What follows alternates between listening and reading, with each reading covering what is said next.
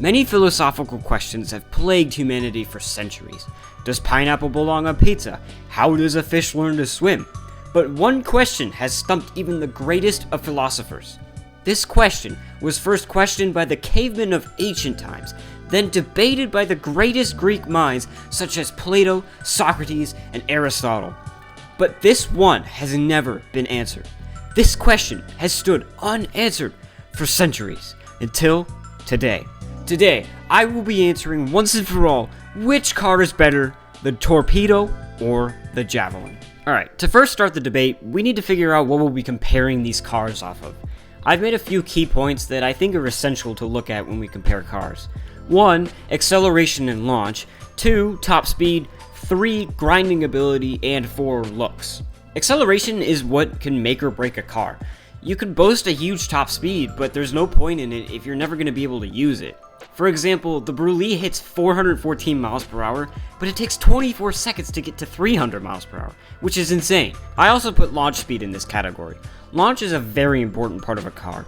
A good launch paired with good acceleration can get you out of sticky situations with cops. Then for top speed. I said before that top speed isn't super important, so for this comparison, top speed won't matter much in the overall results. Grinding ability is pretty much these first 2 points combined. The sole purpose of this part is to compare the practicality of the cars to one another. For example, the Proto 8 is one of the greatest grinding cars out there because of its launch, acceleration, and speed. Finally, the looks. This will count the least out of every point here, but I included it just for fun anyway.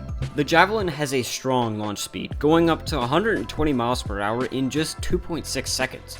The Torpedo also has a strong launch speed, but comes in at 2.93 seconds, which puts it behind the Javelin, already marking a loss for the Torpedo. Now, for acceleration, I'm basing it off the 0 to 240. This is a pretty obtainable speed when using the cars casually and just driving across the map. Starting with the loser of the last round, the Torpedo takes 11.84 seconds to go from 0 to 240. Pretty good, but the Javelin steals the win again, taking 11.29 seconds to go from 0 to 240. That's only about a half a second difference, but still, the Javelin wins this round. The Javelin has dominated the competition so far, so let's see if the Torpedo can score any points in the second round. The Javelin has a top speed of 388 miles per hour. An extremely strong top speed, but is narrowly beaten by the top speed of the Torpedo. The Torpedo has a top speed of 393 miles per hour, beating the Javelin by only 5 miles per hour. But as I mentioned before, the top speed won't count too much, so the Torpedo only gets a half point here. For our grinding test, we'll put the cars through 2 tests. 1, the power plant run, and 2, the intercity run.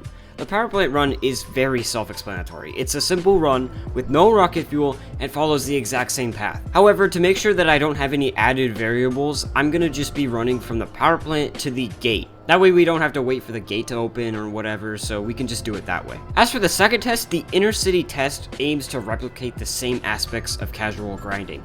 We'll start over by the fire station and then make our way all the way up to the museum. This timer is frame perfect. It starts immediately as I put my finger on the W key, down to the millisecond, and it also stops down to the millisecond as soon as we hit the front gate at the volcano. For this power plant route, we're going to be taking the very common train and bridge way. We're going to go on the rails a little bit, go across the bridge, and then finish out that way. I felt this was the fastest and the best way to show off these cars. The Javelin finishes at just under 29 seconds with 28.98 seconds. The Torpedo gets the exact same treatment as the Javelin, frame perfect timer. I also tried to cut off the grass in the same way that I did the Javelin, but you know, it's very hard to make these exactly perfect, but I think I did the best that I could. None of them bounced really very much. I kept the same constant speed that I did with the Javelin, so I think that these are almost perfect. The Torpedo finishes out with a time of 28.02 seconds, which is only about 90 milliseconds faster than the Javelin, so this was a really close race. I guess I'm really old or something, because I thought the fire station was still over here, but this is the intercity run. We start over where the fire station used to be, we take a left at the jewelry store, and then we're going to take a right at the bank, and then go all the way up to the museum. I thought that this was the best representation of just like casual driving, casual grinding, and just like casually driving around the city.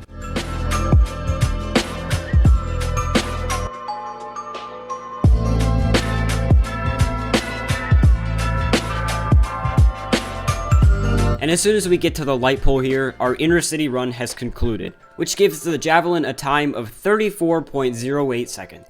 Alright, then next for the Torpedo, we do the same exact thing.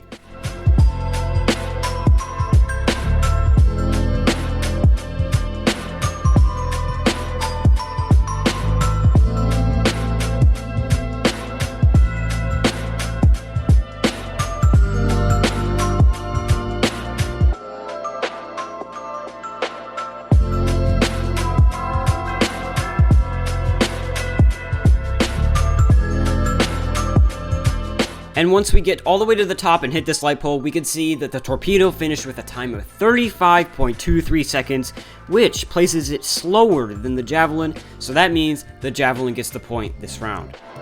Alright, for the final round, we're going to be comparing the looks of the two cars, and I think we all know who's winning this round. The Javelin obviously has the better details, it has the newer design, while the Torpedo is just a glorified soap bar. The Javelin has some of the coolest design choices out of any car in the game. It has fully custom doors with actual power windows. If I had to complain about one thing, however, it would be that the Javelin has the Camaro engine sound.